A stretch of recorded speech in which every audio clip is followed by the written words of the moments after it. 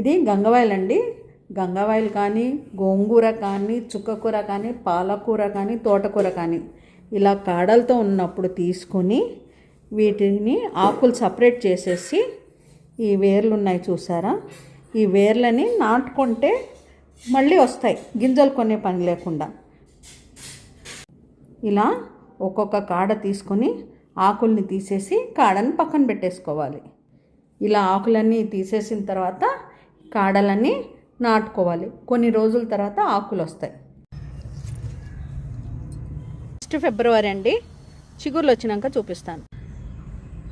5వ తేదీకి ఇలా చిగుర్లు వచ్చినాయి చూడండి. ఇవాళ 22 ఫిబ్రవరి అండి. 1 ఫిబ్రవరికి నాటుకున్న గంగవాయిలు చూడండి ఎంత బాగా వచ్చినాయి ఆకులు, పువ్వులు. ఈ పువ్వులను అలా వదిలేసేస్తే గింజలుగా మారి అవే పడి మొలుస్తాయి. మనం లేదనుకుంటే ఇలా ఆకులు తుంపేసేసుకొని వదిలేస్తే మళ్ళీ గుబ్బురుగా ఆకులు వచ్చేస్తాయి. వేర్లతో సహా పీక అవసరం లేదు.